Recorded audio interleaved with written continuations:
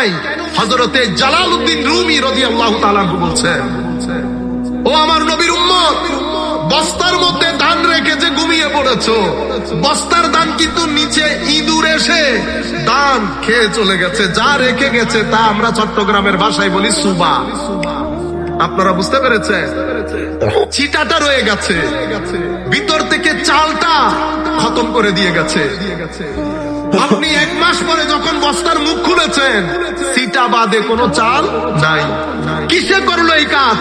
পরে নিচে দেখছেন একটা ইঁদুর, 2টা ইঁদুর এসে আপনার পুরা চাল খেয়ে চলে গেছে। এখানে এই বস্তার ভিতরে নামাজ, রোজা, হজ, সাদকা সবকিছু রেখেছি, কিন্তু পাশে একটা ইঁদুর। কিসের ইঁদুর? নফসের ইঁদুর, লোভের ইঁদুর, হিংসার ইঁদুর, অহংকারীর ইঁদুর ভিতরে ঢুকে আমার ইবাদতের নূরগুলা খেয়ে চলে গেছে, আমার কোনো খবর নাই। সেই কারণে মুখ থেকে গালি কোথাও যায় নাই, চোখ থেকে বেহুরমতি কোথাও যায় নাই।